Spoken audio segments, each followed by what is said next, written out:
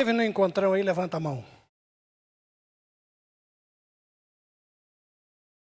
Ah, deixa eu olhar. Que maravilha.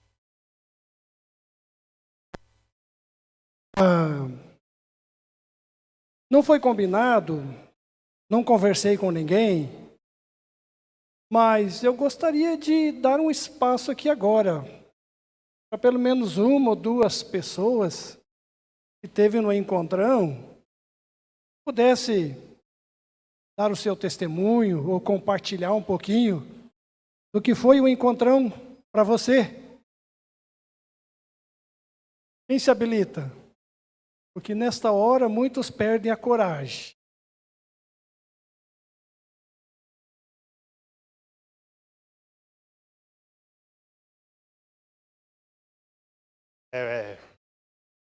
Boa noite. Assim, eu já fui vários encontrão, né? E a gente volta de lá com dúvida, das pregações, né? Que foi pregado e a gente não absorve bem, né? O que foi dito.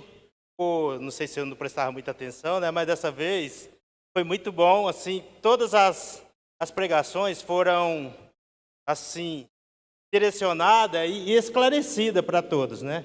E teve várias passagens que eu guardei para mim, mas tem uma que ficou assim na memória, mas que eu vou tentar, do encontrão para cá, fazer mais para Deus, né?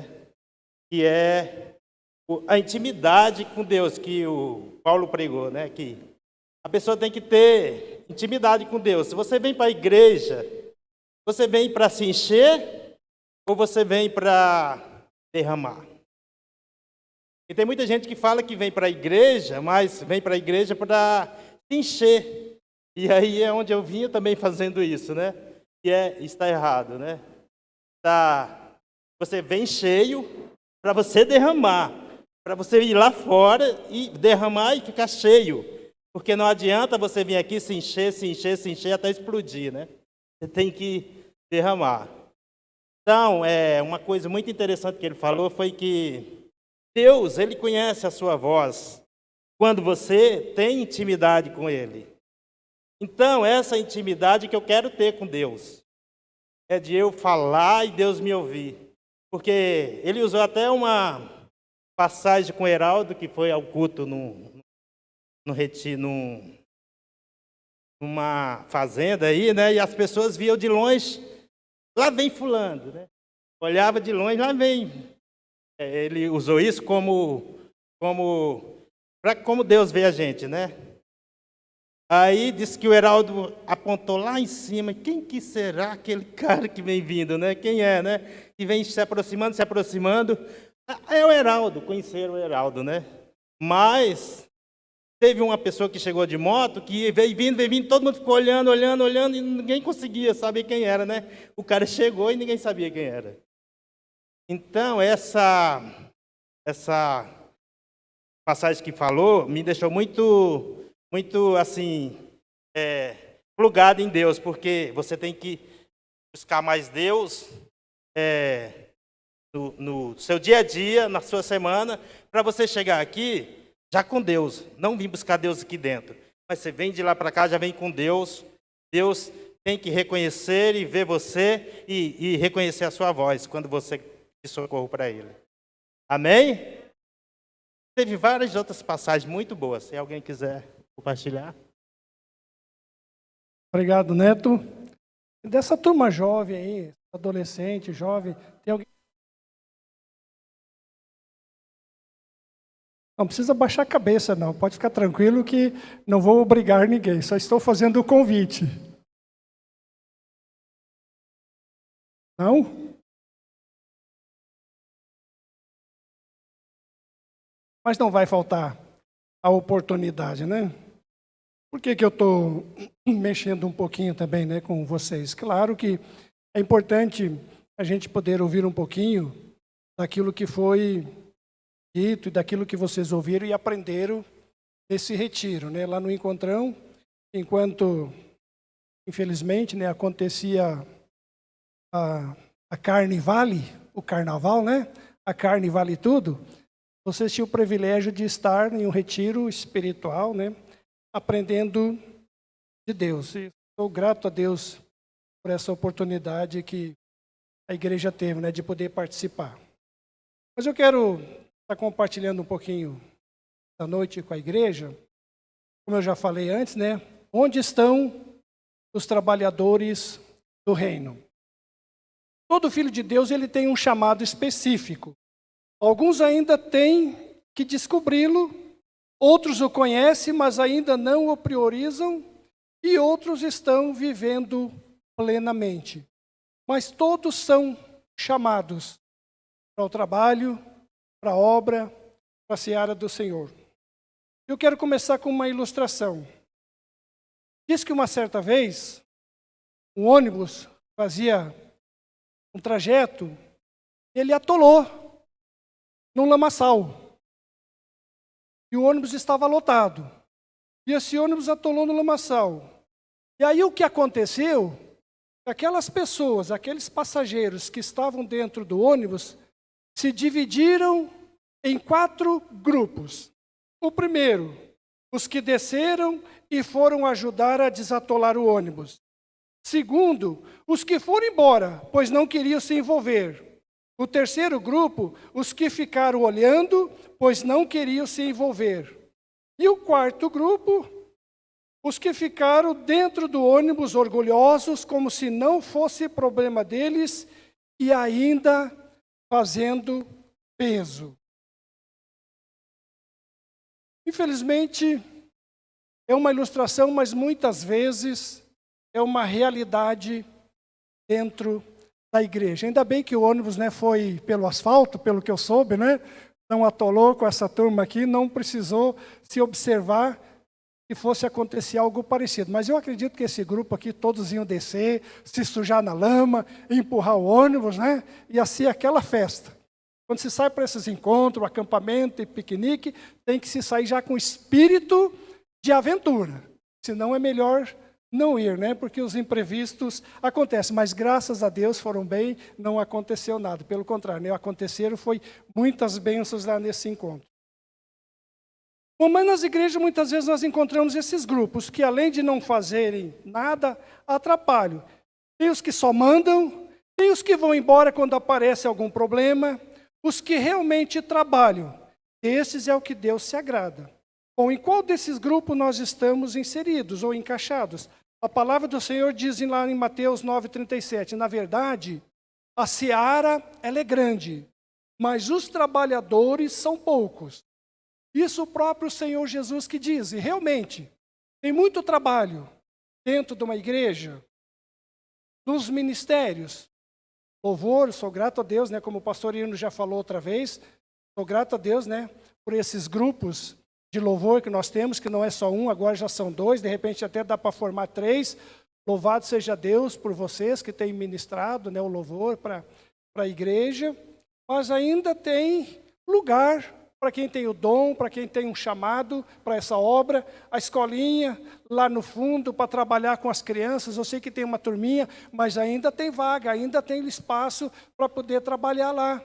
Nos pequenos grupos, liderança para estar assumindo, na diretoria, então sempre tem lugar para trabalhar na obra, no ministério e para o reino de Deus. Sempre tem. O problema que tem pessoas indisponíveis, pessoas que não estão dispostas a arregaçar a manga, trabalhar. Mas o convite permanece. A seara é grande, trabalhadores são poucos. O ide de Jesus permanece. Ide fazer discípulos. Ide e anunciai. Ide e falai de Jesus. Isso continua valendo para nós como igreja. Então, amados, vamos fazer a leitura de Isaías 8, para quem tem a sua Bíblia ou tem aí no seu celular. Isaías capítulo 6, de 1 a 8. Isaías capítulo 6, de 1 a 8. Eu já deixei anunciado antecipadamente lá no grupo, para que se alguém já quisesse, tivesse a curiosidade de fazer a leitura antes, Isaías, capítulo 6, de 1 a 8. A Bíblia que eu tenho aqui é a NVI, né? A Nova Versão Internacional. Não sei qual é a tradução que você tem aí, mas eu passo a ler. No ano em que o rei Uzias morreu, eu vi o Senhor assentado num trono alto e exaltado, e a aba da sua veste enchia o templo. Acima dele estavam serafins, cada um deles tinha 6 asas, com 2 cobriam o rosto, com 2 cobriam os pés, e com 2 voavam e proclamavam uns aos outros: Santo, Santo, Santo é o Senhor dos exércitos. A terra inteira está cheia da sua glória. Ao som das suas vozes, as batentes das portas tremeram e o templo ficou cheio de fumaça. Então gritei: ai de mim, estou perdido, pois sou um homem de lábios impuros e vivo no meio de um povo de lábios impuros. Os meus olhos viram o Rei, o Senhor dos exércitos. Logo, um dos serafins voou até mim, trazendo uma brasa viva que havia tirado do altar com uma tenaz.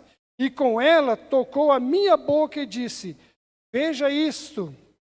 Tocou os seus lábios. Por isso a sua culpa será removida e o seu pecado será perdoado. Então ouvi a voz do Senhor conclamando: quem enviarei? Quem irá por nós? Eu respondi: eis-me aqui, envia-me a mim. Até aqui a leitura. Esse texto ele faz parte da minha história, da minha conversão, e desse meu chamado e desta minha vinda para Três Lagoas. Eu lembro que eu já conhecia a palavra, já tinha aceito Jesus, já fazia parte da igreja, e alguma coisa começou a me incomodar. Eu comecei a conhecer as Escrituras, comecei a ter um pouco de entendimento. E nesse pouco de entendimento eu fui compreendendo de que a palavra e de que o Senhor Jesus esperava muito mais de mim, apenas de alguém que viesse aos domingos, ou culto no meio de semana, ou quem sabe num grupo de estudo bíblico, fosse lá, sentasse, ouvisse e fosse para casa. E isso começou a me incomodar. Então um dia eu estava num culto, e o pastor César Schaefer, talvez conhecido de alguns de vocês aí, isso foi lá no Rio Grande do Sul, no município de São Leopoldo, no bairro Charlau. Ele estava pregando. Esse culto foi numa manhã, que eu estou lembrado. E ele estava pregando, e ele justamente pregou sobre esse texto. A quem enviarei? Quem há de ir por nós? E Isaías respondeu: eis-me aqui, Senhor, envia-me a mim. Aquela palavra, naquela manhã, fez toda a diferença na minha vida e no meu coração. Porque aquela inquietação então começou a se tornar cada vez maior. E eu então comecei a orar essa oração: Senhor, envia-me a mim. Eu não estou contente de só ficar sentado no banco, eu só vim assistir o culto e ir para casa. Eu sei que o Senhor quer muito mais de mim, envia-me a mim. Então eu sempre costumo dizer, igreja, se você não quer sair do seu comodismo, não ora. Não pede para o Senhor te enviar. Ele vai ouvir a tua oração, Ele vai te responder. E algumas vezes a resposta não vai ser do jeito que você quer. Senhor, me envia para um lugar bonito, uma cidade grande. De repente o Senhor vai te enviar para uma tribo indígena, para uma tribo, quem sabe, lá na África, para países muçulmanos, onde o cristão ou o crente ele é perseguido, ele é morto por causa da sua fé, mas o Senhor vai ouvir a tua oração. Ele vai te enviar. Então isso, para mim, marcou essa palavra. E eu disse: sim, Senhor, eu estou aqui, envia-me a mim. E o Senhor ouviu a minha oração e enviou para Três Lagoas, para esse trabalho. Eu sou grato a Deus. O dia que o pastor Irno e a esposa Marli chegaram lá em casa para fazer esse convite para um trabalho missionário, uma cidade que ainda não estava definida, mas Deus definiu que era Três Lagoas. E alguns de vocês, ou quase todos vocês, já conhecem parte da história do acidente que nós sofremos no caminho, quase perdemos a vida com o acidente do carro, perdemos o carro, mas Deus guardou as nossas vidas, mas nós estamos aqui. Eu me alegro quando olho para o rosto de vocês. Também os que nos visitam são bem-vindos em nome de Jesus. Mas que bom que Deus tem feito a sua obra. Não sou merecedor, nenhum de nós somos. Somos pecadores, falhos, mas o Senhor tem me usado, porque eu tenho dito, Senhor, usa-me, envia-me a mim. Esse também deve ser o desafio para cada um de nós.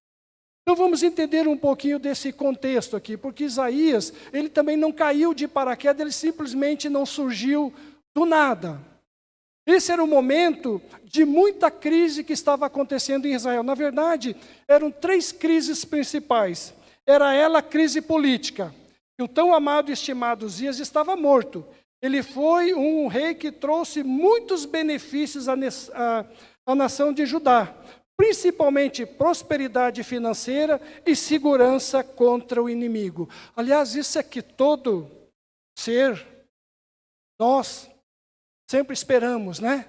Dos nossos governantes, especialmente, né? Não diria bem aqui prosperidade, mas um país que seja justo, que olhe para o seu povo com justiça, que as rendas sejam distribuídas justamente, mas que também se preocupa com a segurança e com a saúde. E aqui estava uma crise formada, porque esse rei, nesses seus 52 anos de reinado, e ele começou novo, diz a palavra lá em Crônicas, para quem tiver curiosidade depois, em 2 Crônicas, lá fala um pouquinho desse rei Uzias. E ele entrou no trono, ele assumiu o trono com 16 anos de idade. Então você jovem que está aí, se você acha que está muito novo, não, eu sou muito novo ainda, eu ainda não estou preparado, eu ainda não sei fazer isso, eu não sei fazer aquilo. Olha, era um garoto, era um adolescente ainda, 16 anos de idade, e assumiu o trono, e ficou reinando por 52 anos, diz a palavra. Foi muitos anos, e nesses anos todos ele foi um ótimo governante. Mas ele morreu com lepra, porque no final do seu reinado, ele meio que começou a tropeçar, ele começou a se engrandecer um pouco, talvez se envaidecer.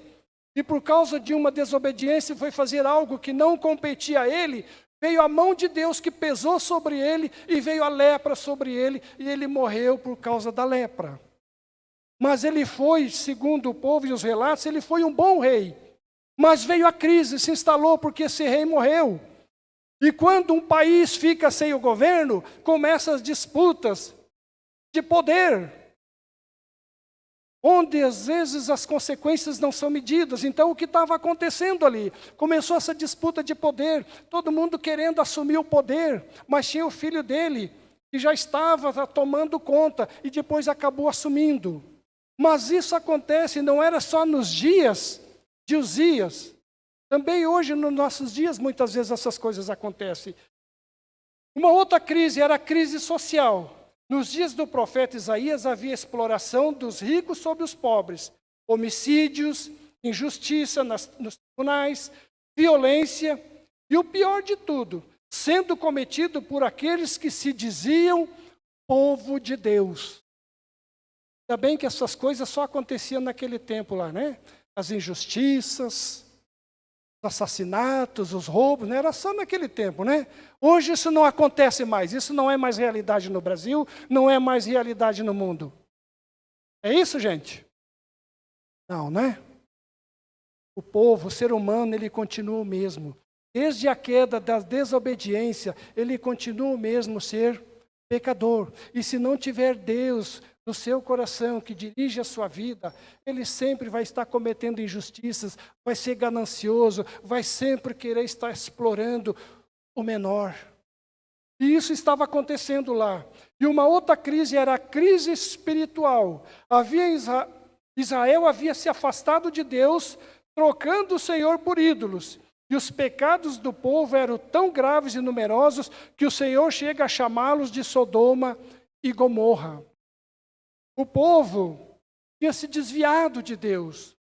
Cada um estava fazendo agora o que queria. Não precisavam mais de Deus, adorando outros ídolos que não era Deus. E Deus também começou a realmente não gostar do que estava acontecendo. Mas toda essa crise estava instalada. E nesse momento surge este jovem chamado, está no templo e ele tem uma visão. Isaías, eu tentei descobrir, talvez, né, de alguns pesquisadores, qual seria a idade de Isaías. Eu não consegui mais algumas pistas e algumas dicas que também era jovem. E talvez 16, 18 anos, quando ele tem essa visão. Quando ele entra no templo, eu não sei se era costume de Isaías ir ao templo, de ir à igreja. Mas a crise estava instalada. E ele sentiu talvez o desejo no seu coração, não imaginava que naquele dia ele ia ter um encontro com Deus, que Deus ia se manifestar para ele. E diz que ele estava no templo quando ele tem essa visão. A visão que ele tem é de um trono que agora não está vazio. Amados, nós podemos de repente ter uma nação que fica sem um governo, ou qualquer outra nação que fica sem os seus governantes, sem os seus líderes. Mas o maior líder, o maior governador, ou o maior governante, que é Deus, esse trono jamais estará vazio. É o trono de Deus. Isaías vê a glória de Deus, ele vê o trono de Deus ali. Ele enxerga a presença do Altíssimo. E nessa presença de Deus, ele enxerga que Deus está, vamos dizer assim, guardado com seus guarda-costas. Os anjos estão ali junto de Deus. E esses anjos, eles começam a dizer glória, né? E santo, santo, santo é o Senhor. Eles começam a glorificar o nome de Deus. E é interessante, amada igreja, de que sempre nós vemos, não aqui, mas em outras vezes também, quando se refere a Deus, algumas vezes se refere falando, expressando santo, santo, santo. 3 vezes. Nós não achamos na Bíblia Deus amor, Deus amor, Deus amor. Deus justo, Deus justo, Deus justo. Mas é Deus santo, santo, santo. O Deus triuno. Porque o amor, a bondade, a misericórdia é a partir da santidade de Deus. É a partir da santidade da igreja. É a partir da nossa santidade. Ele tem essa visão. E ali diz que o seu manto, ou que a sua orla, ou parte do seu manto agora enchia a igreja. Enchia o templo. Amados, você consegue sentir a presença de Deus esta noite aqui? Amém? A orla, a presença de Deus, ela se faz presente onde o seu povo está reunido.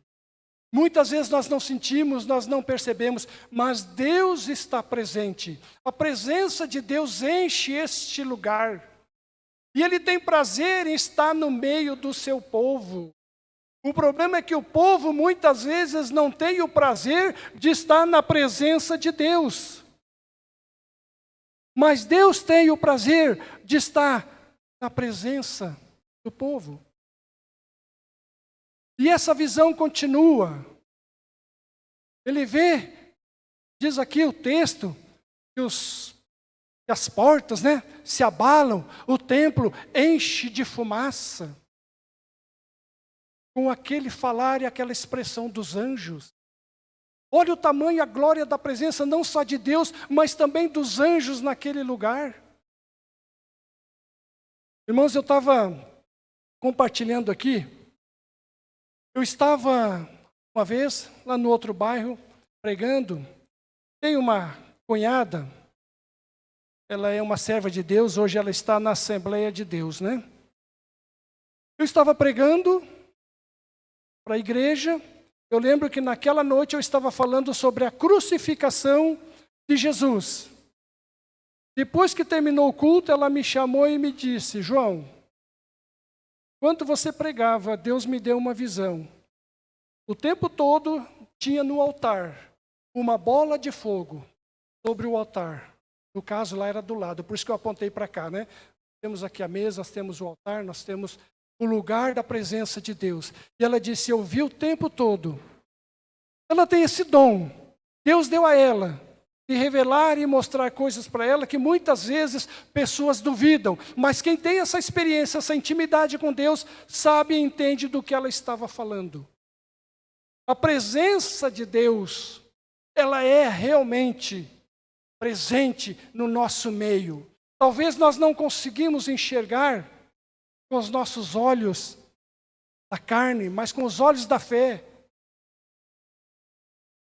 Biblicamente, muitas vezes Deus se manifestou, Deus deu visão para alguns para enxergar a sua presença, a sua glória. Moisés viu a presença de Deus na sarça. E assim Deus se manifesta. Mas Deus sempre é presente.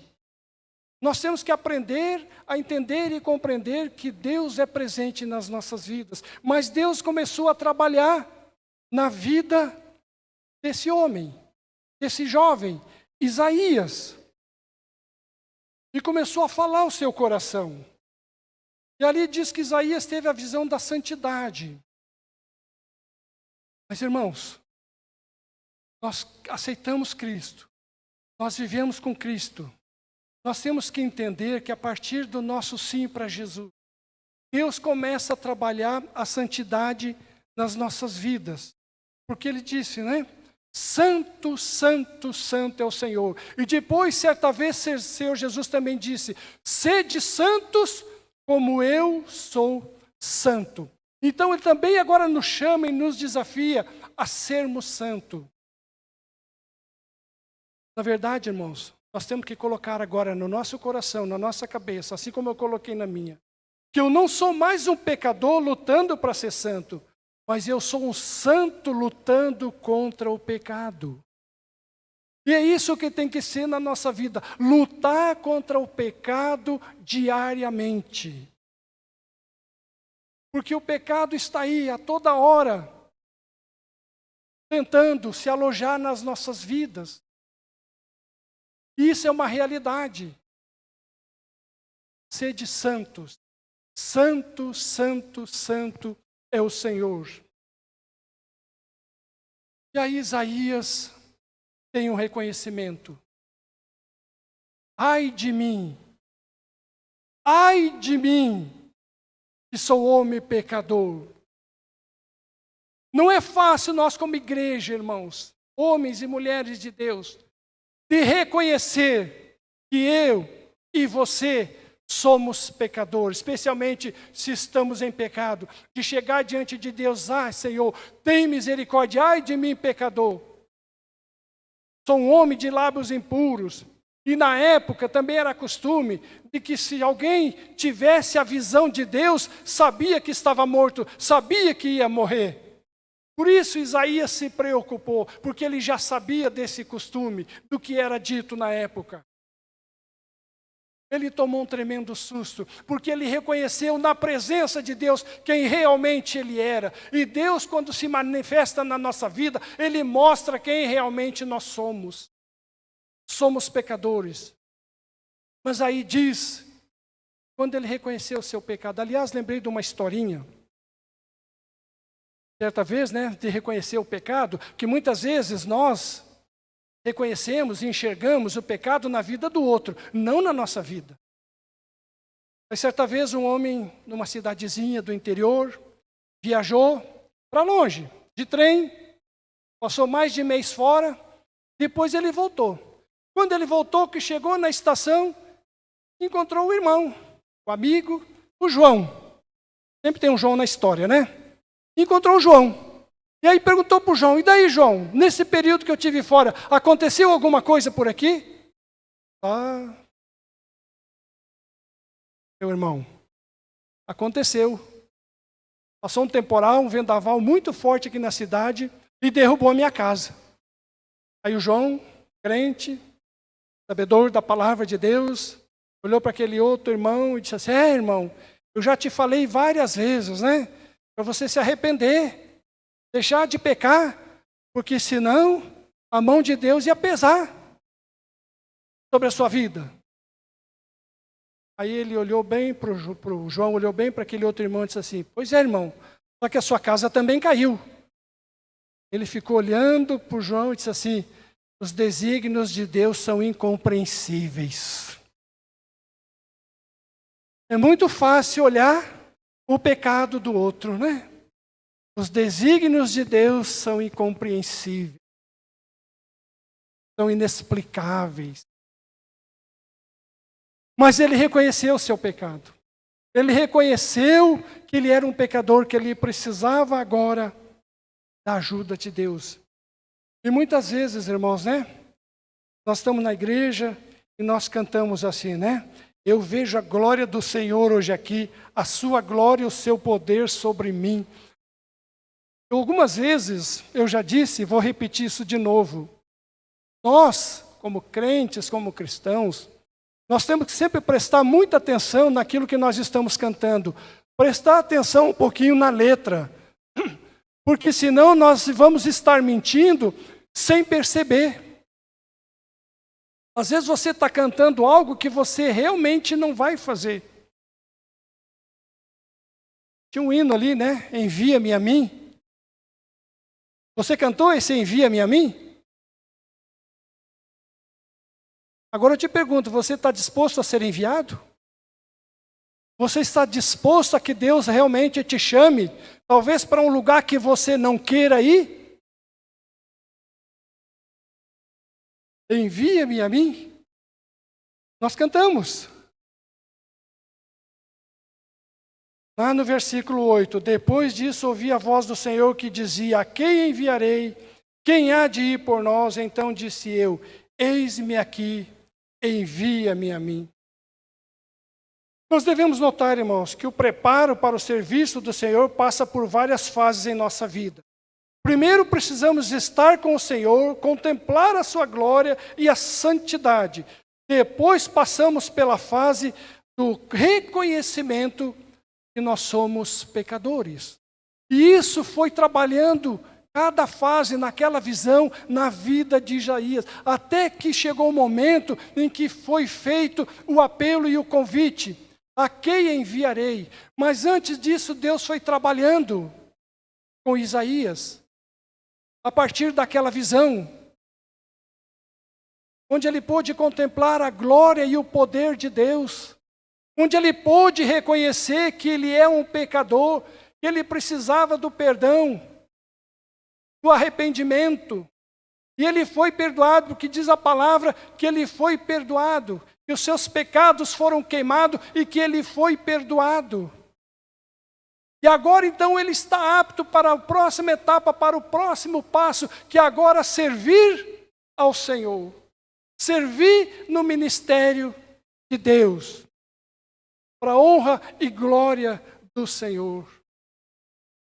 Hoje eu estou aqui, nós estamos aqui. O amanhã pertence a Deus, mas a obra de Deus continua. Nós olharmos a Bíblia, começarmos a folhear desde Gênesis, quantos 1000 anos já passou? Obrigado, filha. E continua a obra de Deus. Deus continua sendo o mesmo. Deus continua levantando homens e mulheres para o seu trabalho. Deus continua acrescentando pessoas.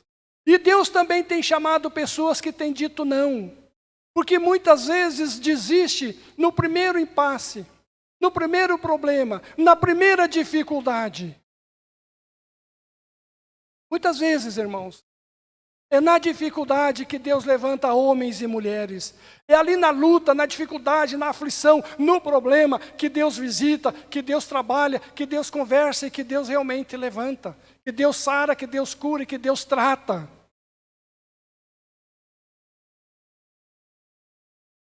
Mas tem que estar disposto. Mas Deus não obriga. Deus faz o chamado. Deus faz o convite. A quem enviarei? Quem há de ir por nós? Deus não empurra ninguém para a sua obra. Ele chama: a quem enviarei? Sua chamada espera uma resposta: eis-me aqui. Porém, o Senhor exige que aqueles que se engajam em sua obra façam com todo o desprendimento possível. E isso é verdade, irmão.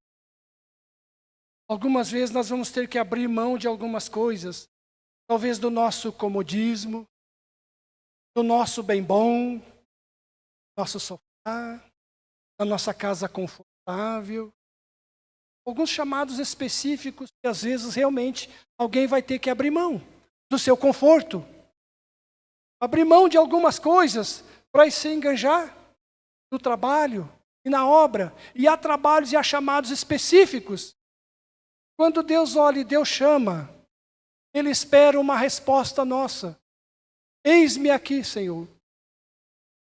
Mas muitas vezes acontece que pessoas não estão aptas. Lá em Mateus 4, 18 ao 22, diz assim: E Jesus, andando junto ao mar da Galileia, viu a 2 irmãos, Simão, chamado Pedro, e André, os quais lançavam as redes ao mar, porque eram pescadores. E disse-lhes: Vinde a mim, e eu vos farei pescadores de homens. Então eles, deixando logo as redes, seguiram.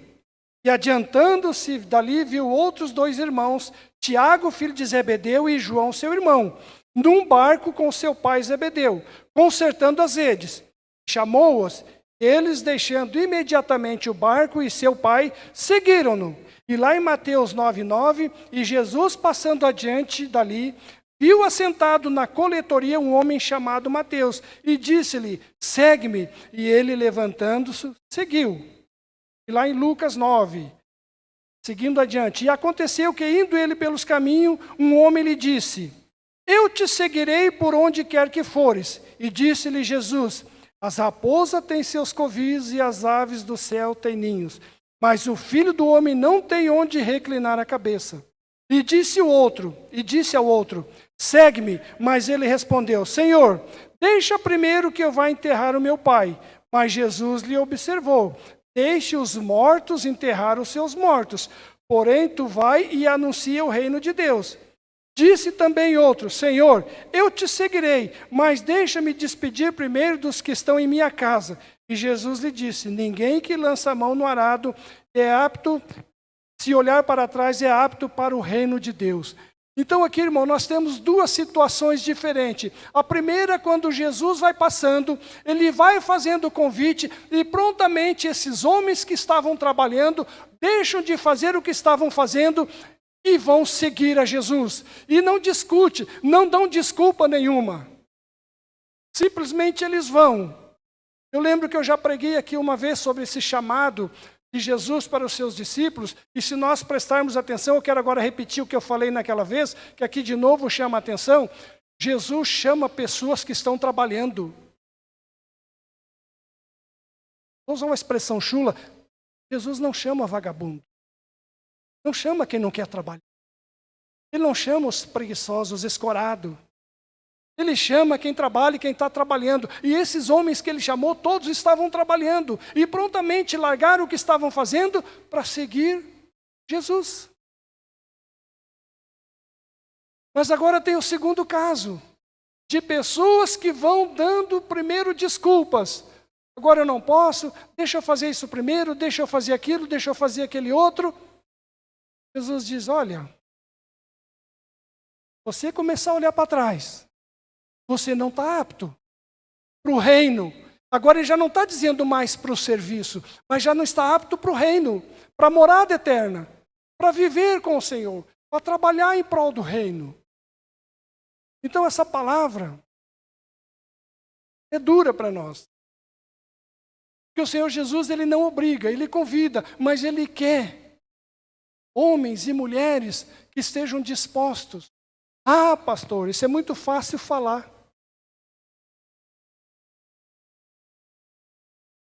Não é fácil falar. E não é fácil viver. E não é fácil obedecer. Eu lembro quando eu tive que, a partir desta palavra de Isaías, eu lembro que quando eu tive que deixar meus pais, irmãos, só vim com a família, com a esposa, meus 2 filhos, estão aí hoje. Tive que deixar tudo para trás e vim para 1.500 quilômetros, onde aqui a partir daquela nossa chegada e do trabalho, vocês passaram a ser nossa família. Eu tive que descer às pressas para enterrar meu pai. Eu estava aqui, meu pai teve um infarto, minha irmã ligou, o pai está internado, ele está mal, vai passar por uma cirurgia. Já contei essa história aqui. O meu pai, quando era mais jovem, ele foi da igreja, Assembleia de Deus, mas com o decorrer da vida e alguns problemas que aconteceram, que eu não vou entrar em detalhes, ele acabou se afastando da igreja de Deus, mas ele conhecia a palavra. Tanto é que quando eu comecei a frequentar a igreja, que eu me converti, e o meu pai me disse: João, você fica firme, continua no caminho que você está, porque eu sei que esse caminho é certo. Mas ele não dava um bom conselho, mas ele não seguia o conselho. Também serve para nós, pais, avós. Nós temos que, antes de dar o conselho, nós temos que ser o exemplo. Temos que dar o exemplo com as nossas vidas. E junto daí veio o conselho. Então, a minha irmã compartilhando comigo, e antes de entrar na sala de cirurgia, ela conversou com os médicos, alguns já ouviram essa história.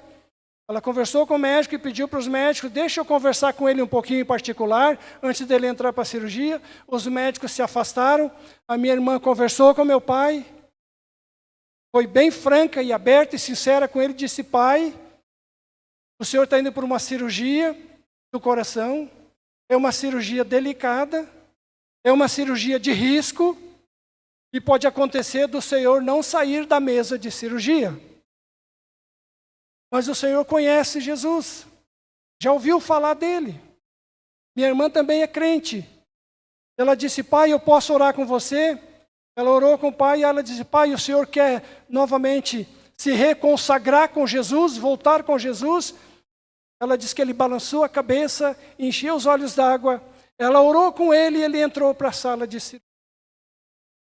Saiu com vida, foi para o quarto e no outro dia deu um problema e ele veio a óbito. Então a minha irmã me ligou, eu tive que descer às pressas. Quase um ano depois, a minha mãe tem um AVC. Só que nesse meio tempo, a minha mãe, graças a Deus, voltou para a igreja, Assembleia de Deus, já estava firme, já tinha se reconsagrado novamente, estava firme, teve um AVC, foi internado às pressas. Minha irmã de novo, lá acompanhando a minha mãe, aí um AVC violento. Ela diz a minha irmã que a última coisa que a minha mãe fez, ainda quando estava entrando, não me lembro agora os detalhes, se era no hospital, diz que a minha mãe olhou para ela, deu um sorriso, passou a mão no rosto dela, fechou os olhos, entrou em coma e não acordou mais. Ficou, não lembro com certeza agora, mais ou menos 30 dias em coma e veio a óbito. Também, hoje eles estão na glória do Senhor. Por que eu estou contando isso? Para não perder a linha de raciocínio. Eu estava falando do chamado. E muitas vezes nós vamos ter que abrir mão de algumas coisas. Eu tive que abrir mão da minha família, de um estado que muitos falam que o Rio Grande do Sul é um estado bom para morar. Para mim, qualquer estado é bom para morar. Cidade de Novo Hamburgo, uma cidade boa para morar. Mas Três Lagoas, para mim, também é boa. Tirando o calor, né? Mas também é boa para morar. Esse calor, às vezes, judia um pouco. Mas é cidade boa para morar. Servo de Deus, ele não tem escolha. Quando Deus chama e manda, ele só tem que obedecer, porque Deus vai cuidar. E Deus me deu essa família maravilhosa que está aqui. Aquela família ficou lá, mas eu tenho essa família maravilhosa. Quando tinha um aniversário, quem que eu convidava? A igreja. Porque não adiantava convidar os meus familiares lá do sul, que eles não iam vir a 1.500 quilômetros para o aniversário. Meus filhos casaram, quem que eu convidei? A igreja. Também convidei eles, mas não veio nenhum deles. Então a minha família hoje, a nossa família, vocês, meus queridos, E Deus tem abençoado. Porque um dia eu disse, sim, Senhor, eis-me aqui, envia-me a mim. Então a experiência de Isaías, ela é tremenda, maravilhosa. Ele vê a glória de Deus, ele reconhece a sua condição e ele é purificado do seu pecado. Depois de tudo isso, ele ouve a voz de Deus e ele diz sim para esse chamado. Nesse momento, você também possa se colocar diante do Senhor e dizer, Senhor, abre os meus olhos como fizesse com Isaías. Que eu possa ver a tua glória, Senhor. Eu preciso do teu perdão, me purifica dos meus pecados. Pai, eu coloco a minha vida em tuas mãos. Eis-me aqui, envia-me a mim. Então o Senhor continua fazendo o convite. O Senhor está te convidando esta noite. A quem enviarei? Quem há de ir por nós? Mas antes disso, tenha certeza, você já entregou a sua vida para o Senhor. Que Ele tem sido o centro da tua vida, que Ele tem trabalhado na sua vida, tem te purificado, tem te tornado um santo, santo, santo, assim como Ele é santo. E muitas vezes, tem pessoas que estão 5, 10, 15, 20 anos dentro de uma igreja, mas ainda não entenderam o Evangelho, ainda não entenderam o chamado do Senhor, ainda não entenderam que a necessidade da conversão, de se entregar ao Senhor Jesus e de fazer parte do corpo, de fazer parte desta família e dizer sim ao chamado. Porque infelizmente, irmãos, há uma estatística, pesquisa científica agora, de que, infelizmente, essa pesquisa, eu espero a Deus que ela tenha melhorado, ela é uma pesquisa, não é recente, mas que numa igreja, 15% é que carrega o restante da igreja nas costas. Isso é lamentável. Mas como assim, pastor? O que o senhor quer dizer com isso, 15% que carrega na igreja? É que 15% é que trabalha na igreja. E os demais são aqueles dentro do ônibus. Lembra aquela situação? Tem uma turma que trabalha. Tem aqueles que só ficam olhando. Tem aqueles que ficam até vaiando, criticando. Tem aqueles que só sabem da ordem. Mas tem aqueles que realmente trabalham. E esses que trabalham é que faz a coisa funcionar. É que faz a igreja funcionar. E o pior, esse chamado e essa estatística, ela também inclui as finanças. Normalmente, 15%, 20% só dos membros da igreja sustentam o restante do trabalho. Então é outra coisa que nós temos que aprender nesse chamado do Senhor. Também sim, Senhor, para o meu bolso. Eu sou uma pessoa que não gosto muito de falar aqui do púlpito de dinheiro, de finanças, né? Tem tantas igrejas que só falam em dinheiro, então eu não gosto. Mas ele é necessário para a obra do Senhor. Os lares que estão aqui, as cadeiras que nós estamos sentados aí, o som que está aqui, de vez em quando a turma nos cobra aí, né? Está precisando dar uma melhorada, uma renovada nesse som, mas nós não temos dinheiro, meus queridos. Nós gostaríamos realmente de dar uma aparelhagem de acordo com dons que vocês têm, mas infelizmente não tem. Eu quero aproveitar aqui agora dizer uma coisa para vocês.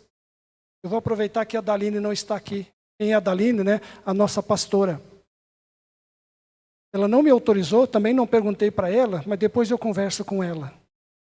Mas uma coisa que talvez uma boa parte de vocês, igreja, não saibam. Ela abriu mão de 30% do salário dela para estar conosco aqui. E ela é uma dizimista, então ela abriu mão, na verdade, de 40% do salário dela. E algumas vezes, na nossa reunião de diretoria, ela já disse, eu não vim e não faço o trabalho do Senhor por causa do salário, por causa do dinheiro. Mas, infelizmente, precisa do dinheiro para viver. E agora, com o filho, nascimento do filho, Precisa. Mas, igreja, ela abriu mão de 30%, porque ela disse sim, eis-me aqui, Senhor, envia-me a mim. Ela abriu mão e ela tem aberto mão de algumas coisas para a obra, para o reino de Deus. Então, para quem não sabia disso, eu sei que alguns sabem disso, mas boa parte de vocês não sabem disso.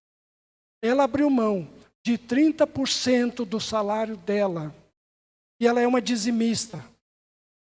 Ela dá os seus 10% daquilo que ela recebe da igreja. Então, irmãos, ela abriu mão de 40%.